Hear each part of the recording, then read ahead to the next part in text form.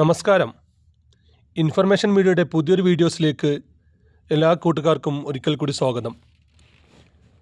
മാസം 2000 രൂപ ക്ഷേമ പെൻഷൻ ലഭിക്കുന്ന ആളുകൾ, അതുപോലെ തന്നെ മാസം 1000 രൂപ ലഭിക്കുന്ന സ്ത്രീ സുരക്ഷാ പെൻഷൻ ലഭിക്കുന്ന ആളുകൾ എന്നിവർ ചെയ്യേണ്ട വളരെ സുപ്രധാനമായുള്ള അറിയിപ്പുമായിട്ടാണ് ഇൻഫർമേഷൻ വീഡിയോസ് വന്നിട്ടുള്ളത്.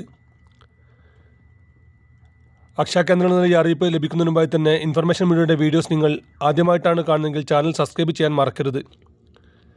നമ്മുടെ ഈ ചാനലിൽ ഒരു തരത്തിലുള്ള മതപരമായ കാര്യങ്ങൾ, രാഷ്ട്രീയപരമായ കാര്യങ്ങളൊന്നും വരുന്നതല്ല. ഗവൺമെൻറ്റിൽ നിന്ന് ലഭിക്കുന്ന സേവനങ്ങൾ, ആനുകൂല്യങ്ങൾ, അറിയിപ്പുകൾ എന്നിവയെക്കുറിച്ച് മാത്രമായിരിക്കും വീഡിയോസുകൾ വരുന്നത്. ശ്രദ്ധിക്കുക, ഗവൺമെൻറ് സേവനങ്ങളും അറിയിപ്പുകളും എപ്പോൾ വേണമെങ്കിലും പുതിയ മാറ്റങ്ങൾ വരാം. നിങ്ങൾക്ക് ഏറ്റവും പുതിയ അറിയിപ്പുകൾ ലഭിക്കാൻ ഇപ്പോൾ തന്നെ ചാനൽ സബ്സ്ക്രൈബ് ചെയ്ത് തൊട്ടടുത്തുള്ള ബെല്ലൈക്കൺ കൂടി ക്ലിക്ക് ചെയ്യുക. ആദ്യം നമ്മൾ നോക്കാൻ പോകുന്നത് മാസം 2000 രൂപ ലഭിക്കുന്ന ക്ഷേമ പെൻഷൻ ലഭിക്കുന്ന സ്ത്രീ സുരക്ഷാ പെൻഷൻ, വാർദ്ധക്യ പെൻഷൻ, വിധവാ പെൻഷൻ പോലത്തെ പെൻഷൻ വാങ്ങുന്ന ആളുകൾക്ക് വേണ്ടിയിട്ടുള്ള അറിയിപ്പാണ്.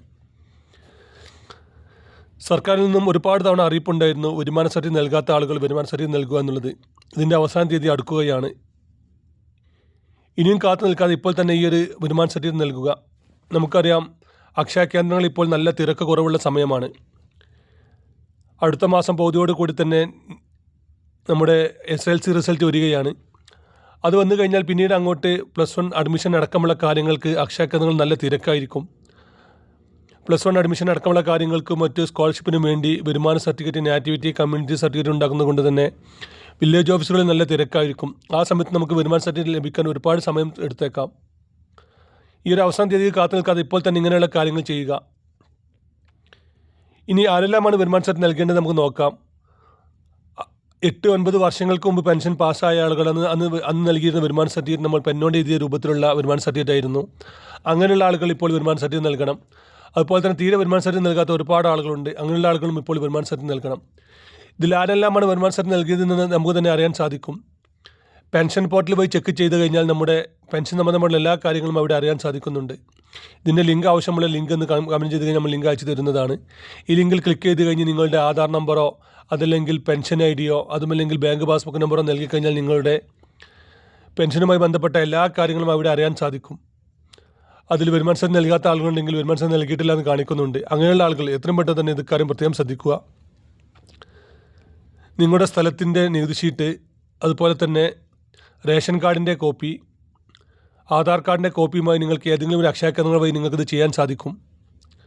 ഇനി സ്വന്തമായി ഭൂമിയില്ലാത്ത ആളുകളാണെങ്കിൽ അവർ ആധാർ കാർഡും അതുപോലെ തന്നെ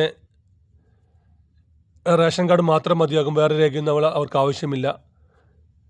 ഇനി വരുമാനമില്ലാത്ത ആളുകളാണെങ്കിൽ പോലും ഇക്കാര്യം വില്ലേജ് ഓഫീസറെ അറിയിച്ച് വരുമാനമില്ലാതുള്ള സർട്ടിഫിക്കറ്റ് അതിൽ അപ്ലോഡ് ചെയ്യേണ്ടതുണ്ട്. ഏതെങ്കിലും ഒരു സർട്ടിഫിക്കറ്റ് അപ്ലോഡ് ചെയ്യാത്ത പക്ഷം പിന്നീട് അവർക്ക് പെൻഷൻ മുടങ്ങുന്നതാണ്. അതുപോലെ തന്നെ വിധവാ പെൻഷൻ വാങ്ങുന്ന ആളുകളുണ്ടെങ്കിൽ അവർ നൽകേണ്ട സത്യാമൂലമുണ്ട്. എല്ലാ വർഷവും നൽകേണ്ട ഒരു കാര്യമാണ്. അത് നൽകാത്ത ആളുകൾ ഇക്കാര്യം പ്രത്യേകം ശ്രദ്ധിച്ച് അത് നൽകാൻ ശ്രദ്ധിക്കുക.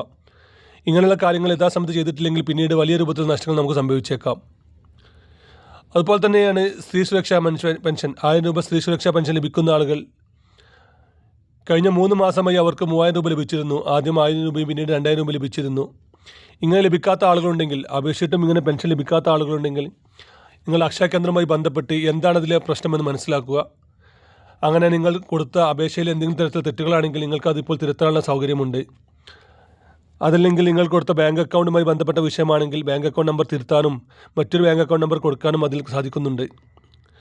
ഇനി ബാങ്കിലെ പ്രശ്നമാണെങ്കിൽ നിങ്ങൾ ബാങ്കുമായി ബന്ധപ്പെട്ട് ഈ KYC പൂർത്തിയാക്കി കഴിഞ്ഞാൽ നിങ്ങൾക്ക് പിന്നീട് പെൻഷൻ ലഭിക്കുന്നതാണ്. വീഡിയോ ഇഷ്ടപ്പെട്ടെന്ന് കരുതുന്നു. ഇതുപോലത്തെ ചെറിയ ചെറിയ ഇൻഫർമേഷൻ വീഡിയോകൾക്ക് ഇപ്പോൾ തന്നെ ചാനൽ സബ്സ്ക്രൈബ് ചെയ്തിട്ട് കൂട്ടുകാർക്ക് ഷെയർ ചെയ്ത് കൊടുക്കുക. ഇനി ഒരു പുതിയ വീഡിയോസുമായി കാണാം. അതുവരേക്കും എല്ലാ കൂട്ടുകാർക്കും നന്ദി, നമസ്കാരം.